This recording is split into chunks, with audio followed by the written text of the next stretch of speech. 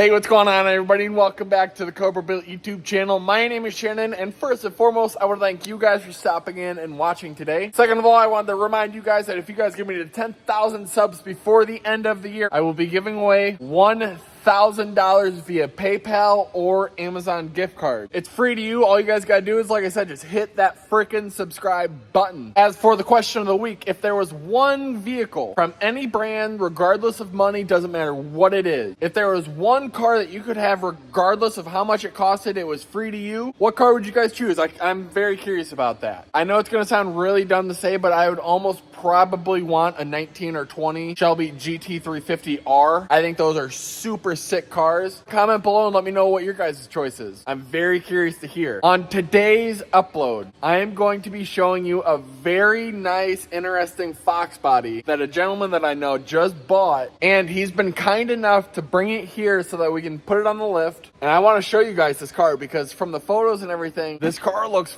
freaking sick. Obviously, you guys know by the thumbnail and title that it's an 86, and this thing is supposed to make over 600 horsepower to the freaking rear wheels. And it's a small block Ford. Not no LS, not no Coyote, not no anything. It's a small block Ford, baby. And if you guys watched last week's upload with the Hydro Boost, you guys know that the strut tower brace did not fit on that with the Hydro Boost, so we put it on my dad's car. And don't worry, I know a lot of you have been wanting a review on this car. I will be bringing you guys a review on this car. I'm just doing some stuff to this over the winter and getting this thing in pristine condition so that my dad can just hop in and freaking rock and roll. But we'll get to know the guy once he pulls in. Like I said, I know him. He's a pretty cool dude. He's had a couple high horsepower cars, CTSV, Dodge Viper, you name it. And we're gonna ask him what made him want to choose a Foxbody Mustang. So how do you go from a Viper to a CTSV to a Foxbody? Obviously, if you guys know, I love Foxbodies, and he might have caved in and just realized like Foxbodies are the way to go. But I think I hear him pulling in, so let me get you a clip of that.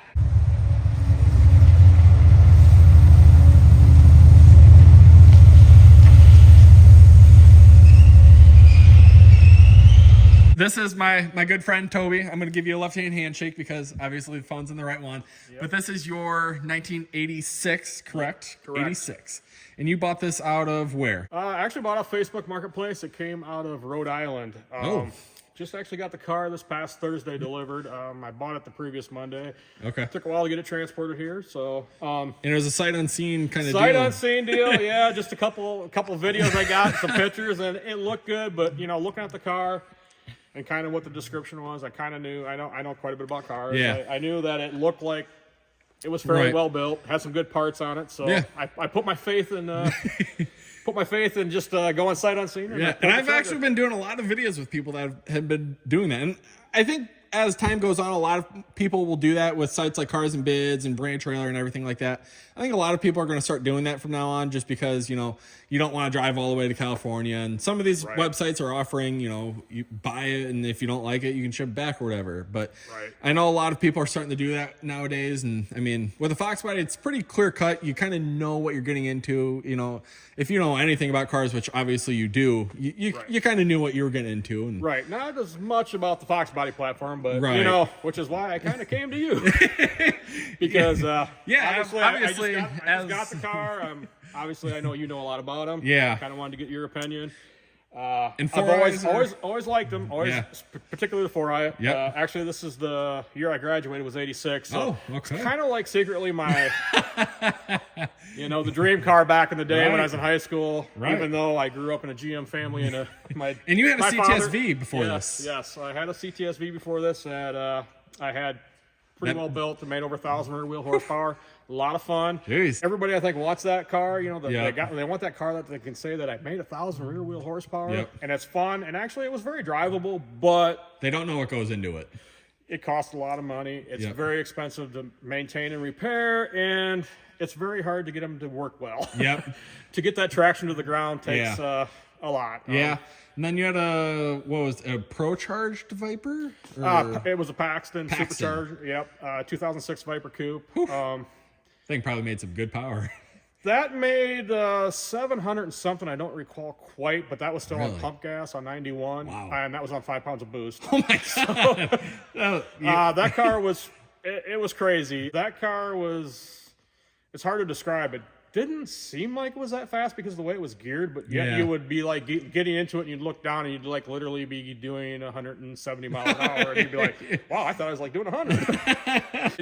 It was like the gearing in it was so long between the shifts and everything. Yeah. And it didn't like have that torque like the CTSV did, that instantaneous where it throws you back in the seat. I mean, it still pushed you back in the seat, but it took a minute to get there. Yeah, just a different feel, a whole different car. But now you're into a Ford. Yeah. And how many Fords have you owned in your life? This is actually my third one. One. And what made you want to get into a Foxbody? I like to drag race.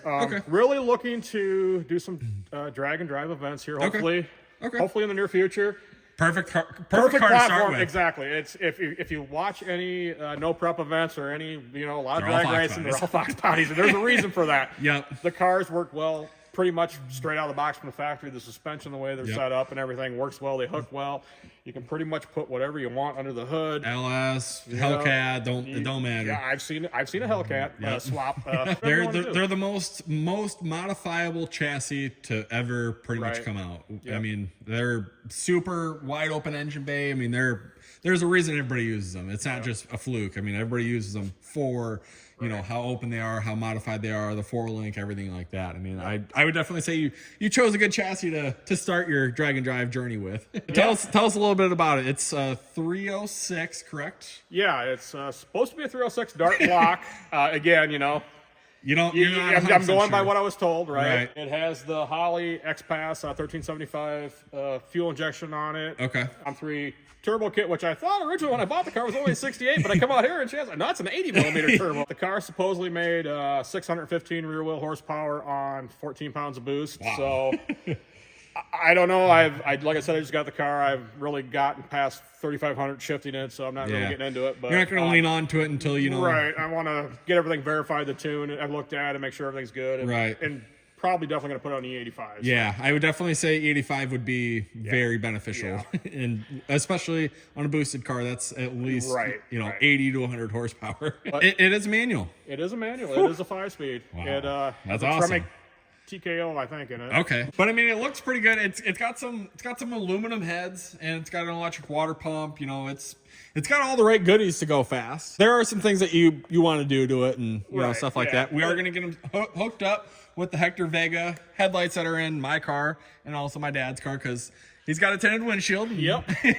Rain into, you can't really see crap at night. Right, exactly. Probably swap out the intake as you recommended, go to a single plane, which I didn't. I just kind of looked at it. I did see it was a Performer. So I figured it was a dual. Yeah, it's an air gap. It's a dual plane. I would definitely say that you'd pick up. You might lose a little low end torque, but with a small block Ford, it makes it up. And I went from a dual plane to a single plane on mine. I didn't notice a torque loss at all. Which with a push rod motor, you don't notice a loss of 15 foot-pounds of torque. It'll still throw you in your seat regardless. But I mean, it's got a 15-inch in the back, and it looks like a 15-inch in the front. But you can really see those strange brakes. I mean, it's got everybody's favorite seats. Everybody seems to really like these seats in Foxbodies, and obviously, I mean, they're pretty freaking sweet. It has a Holley EFI gauges, and it does have a roll cage, and I see a little can of CO2 back there, and I think you want to get that hooked up as well. Initially, it was hooked up, and the gentleman I bought the car from took it to have it professionally tuned, and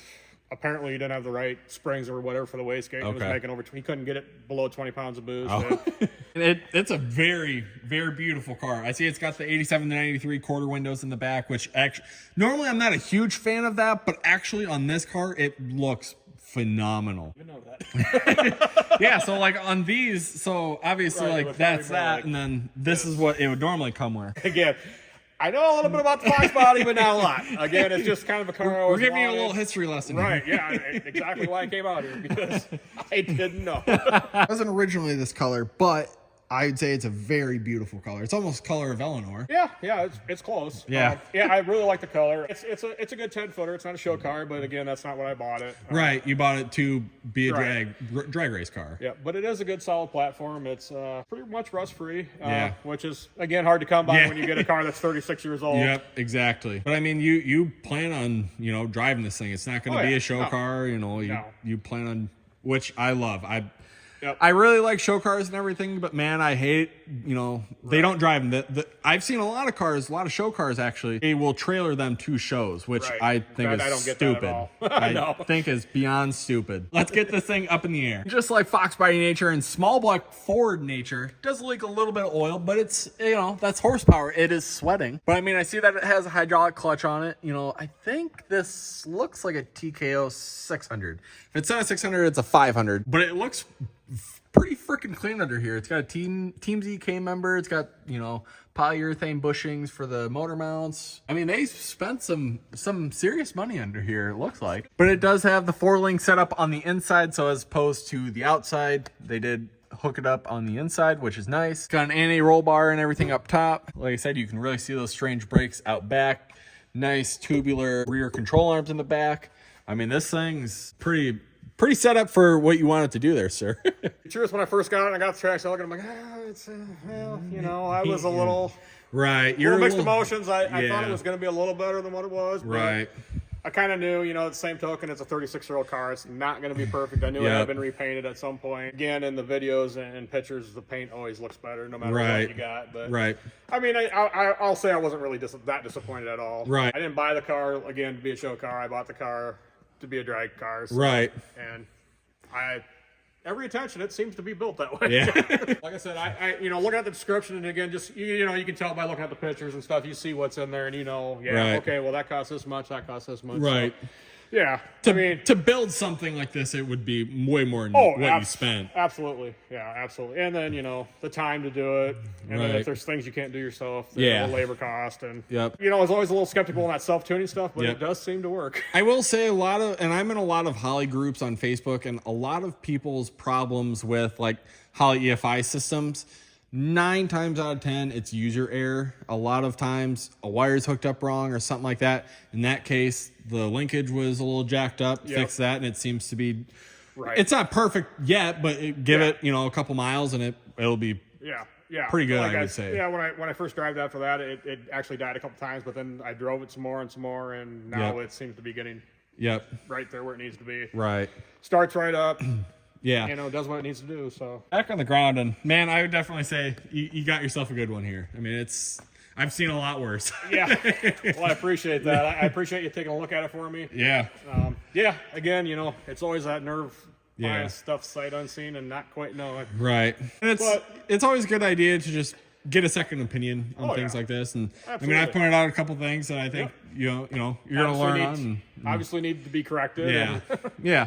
And nothing's it's not like, I wouldn't drive it myself, but if you're gonna do something, let's stick a little bit more money into it and do it the right way.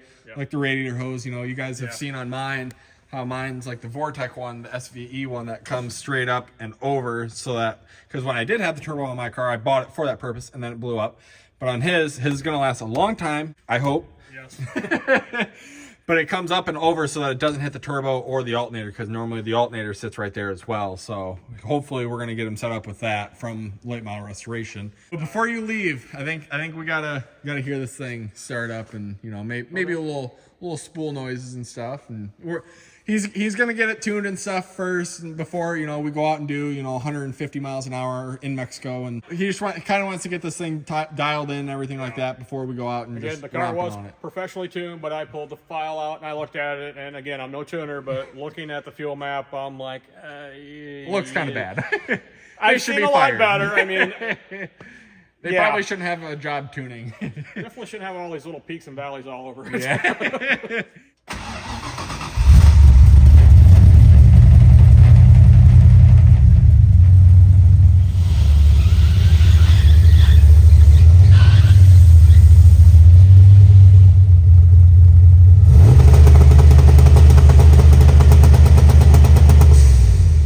And that's going to do it for this video, guys. If you could please consider hitting that like and subscribe button. That greatly helps me out. And if, like I said, if you guys want a chance to win $1,000, all you got to do is hit that subscribe button. I hope you guys liked this video. I think it was a little bit change in pace. Like I said, drop a comment below and tell me what you guys think of Toby's newly awesome Foxbody. But I think we got Toby set up on the right direction on how he wants to approach his drag and drive Foxbody. And you guys will be seeing that car in the near future. Maybe we'll do a couple polls and stuff in that. that. And, 600 horsepower and a Foxbody is pretty freaking moving. But I will see you guys next Sunday at noon because I do upload once a week, every Sunday at noon Central Standard Time. Take care and have a fantastic day.